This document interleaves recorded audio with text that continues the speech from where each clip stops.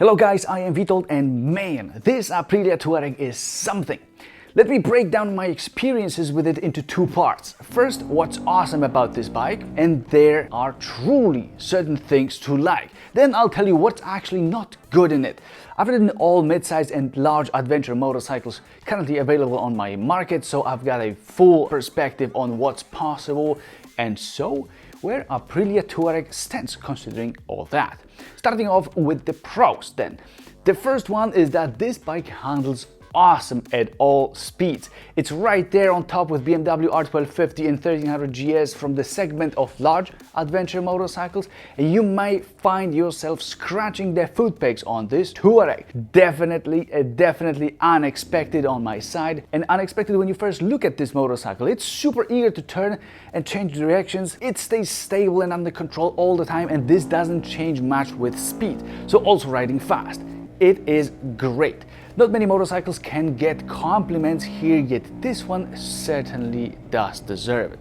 The second advantage is that despite this motorcycle's character and perhaps expectations of it being a close rival of Yamaha Tenere 700, this Aprilia has at least basic safety tech on board. ABS like all of them, but also traction control. The reason why I'm dedicating a whole point to this is that riders often consider these two, choose between them. So in this light, I feel we should give a shout out to Aprilia for thinking about our safety when we need it. All those systems may also be deactivated.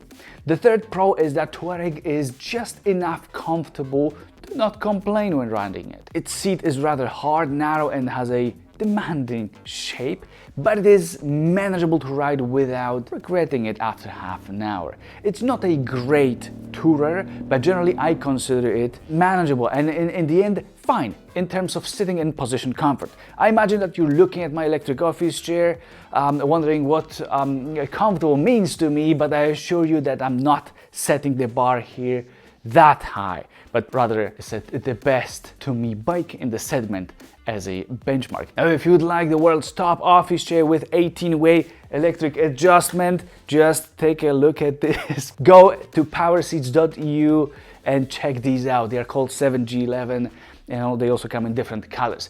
Then we've got tubeless wheels in Tuareg in the fourth spot that are not an obvious thing to mention, but with an introduction of motorcycles like Honda Transalp XL 750 and Suzuki V-Strom 800D, it has become a thing now. Tubeless spoked wheels are a more expensive solution which Aprilia has gone with, and hence making most of our lives easier, in contrary to some competitors. As the fifth pro comes another unusual and special thing. On this Tuareg, you can go off the road and comfortably stand on the foot pegs as the handlebar is high enough. This applies to people like myself who are rather of average height. I'm 183 centimeters tall or 6 feet tall, and it doesn't negatively impact handling and control over the bike at any speeds. That's important. In this segment, this doesn't happen otherwise. So good job, Aprilia. The sixth pro that I need and very much want to mention is that Tuareg 660 is proper do-it-all motorcycle considering its off-road and on-road at the same time capabilities. Long travel suspension and ground clearance make it worthy when taken off-road, while the still fairly low seat makes it comfortable in the city and also manageable off-road at the same time. There's more to that, especially in terms of handling, but all in all, it can be a solid all-rounder for a person riding solo. And I'll explain why in a moment once we're storming the cons. The last seventh strong good point is that this bike may just as well be worth its asking price, which in current realities of 2024, when I'm recording this, and raising prices of everything in recent years, that may say a lot. So here we've got an Italian bike with an at least basic tech on board, some unusual qualities for 14% more in terms of pricing than Tenere 700. None of these is cheap, but I believe that considering awesome handling and the list of cons that I'm heading towards now, it's worth considering. So let's take a look where Aprilia screwed up, or perhaps which things may be better in some other motorcycles within this segment.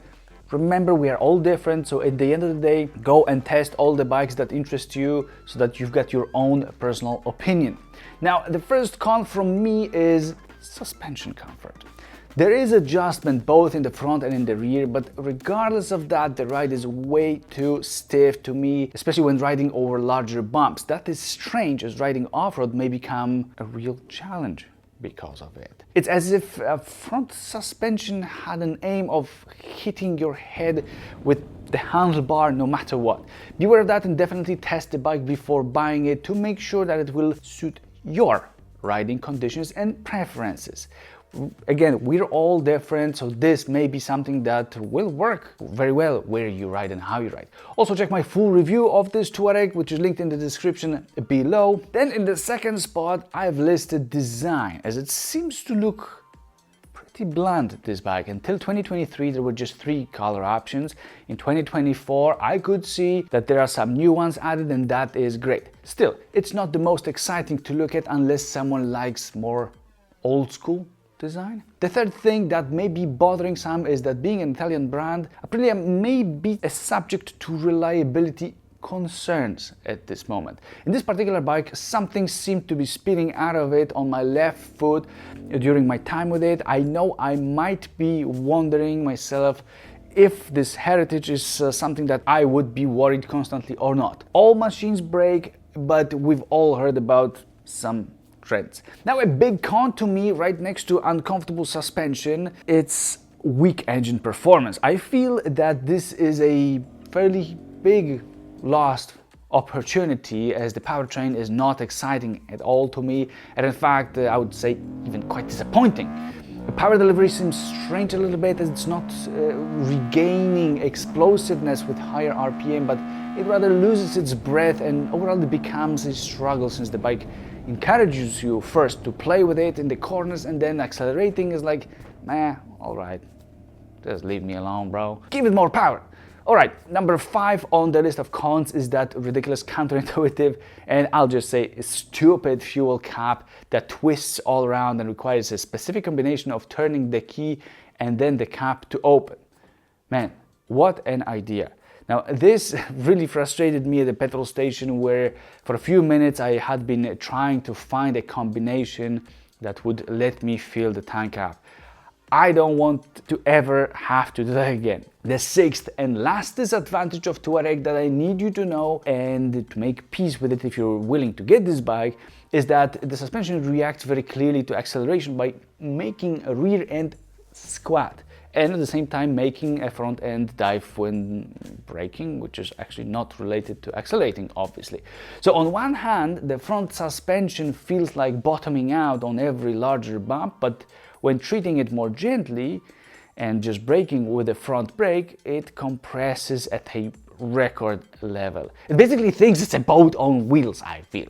This is my summary of pros and cons of Aprilia Tuareg 660. I hope you guys find it useful. It's a good start to further investigating the bike and whether this is what you're looking for.